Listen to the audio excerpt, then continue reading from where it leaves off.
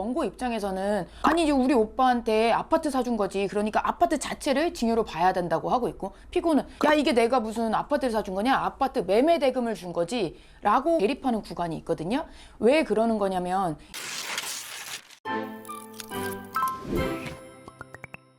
안녕하세요. 여러분의 상속메이트 최혜리 변호사입니다. 오늘 말씀드릴 부분은 유류분을 내가 어떻게 받을까, 얼마를 받을까 할 때 증여재산 가액을 어떻게 산정하느냐에 대해서 말씀드리려고 합니다.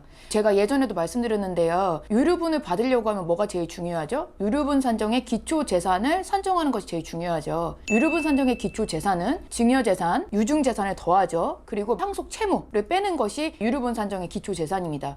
그럼 여기서 얘기하는 증여재산 어떻게 계산하느냐, 증여재산을 증여받았을 때 그 당시 가액으로 계산을 해야 되는 것인지 아니면 다른 때로 계산되는 것인지에 대한 문제인데요. 정확한 입장은 상속 개시 당시 가액으로 산정하는 것입니다. 그러니까 예를 들어서 증여받을 때는 부동산의 가액이 1억 원 정도였다고 쳐요. 그렇다고 해서 1억 원으로 계산하는 것이 아니라 돌아가실 때 기준으로 이 부동산의 가액이 10억 원이었다면 10억 원으로 계산하여야 한다는 것입니다. 여기서 가장 중요한 것은요, 증여받은 아파트를 재증여했거나 매매했거나 압류를 돼서 경매가 된다 하더라도 신경 쓰지 않고 있습니다. 그래서 이미 그 재산을 팔았는데 재산을 판 거를 고려하지 않고 상속 개시 당시 가액으로 하는 거에 대해서 불합리하다는 말이 많이 있었는데요. 그러다 보니까 변호사들이 위헌법률 심판 제청도 많이 했습니다. 하지만 헌법재판소의 판례 입장은 명확한데요. 헌법재판소 입장 말씀드리겠습니다.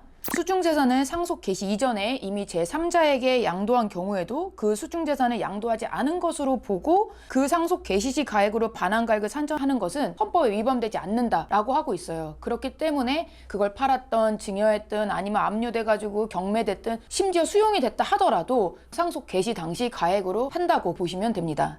유류분 소송에서 원고와 피고가 가장 첨예하게 다투는 부분은 뭐일 것 같아요? 딱 이런 거예요. 아파트를 증여한 것은 문제가 되지 않아요. 그거는 그냥 아파트 자체를 증여한 것을 보면 되니까요. 그런데 1990년도 이럴 때 굉장히 쌌잖아요, 아파트 가격.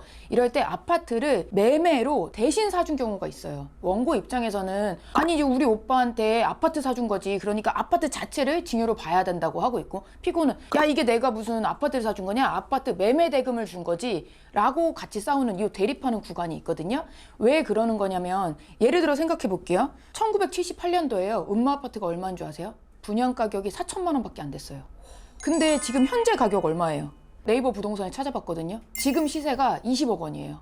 그러면 만약에 1980년도에 사줬다고 쳐봐요. 그러면 그 5천만 원이 아무리 물가 상승률을 고려한다 하더라도 2억, 3억밖에 되지 않는단 말이에요. 그런데 만약에 아파트 자체를 증여했다고 하면 상속 개시 당시의 가액인 20억 원으로 유류분을 달라고 할 수가 있게 되는 거죠.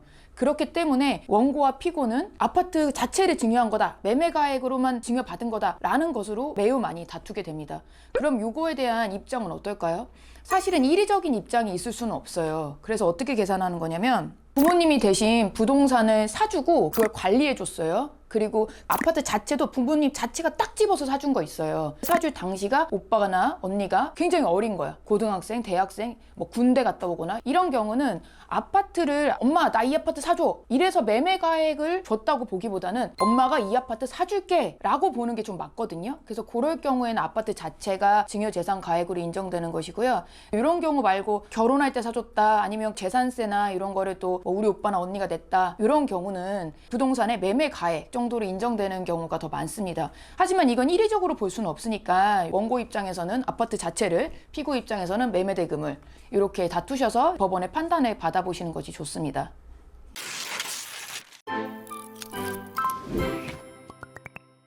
유류분 소송하러 오실 때 내가 얼마를 받을 것인가, 그게 제일 궁금하시기도 하고 산정하기가 가장 어려워하시는데요. 이번 영상으로 많이 도움되셨길 바라겠습니다. 구독과 좋아요 눌러주세요. 감사합니다.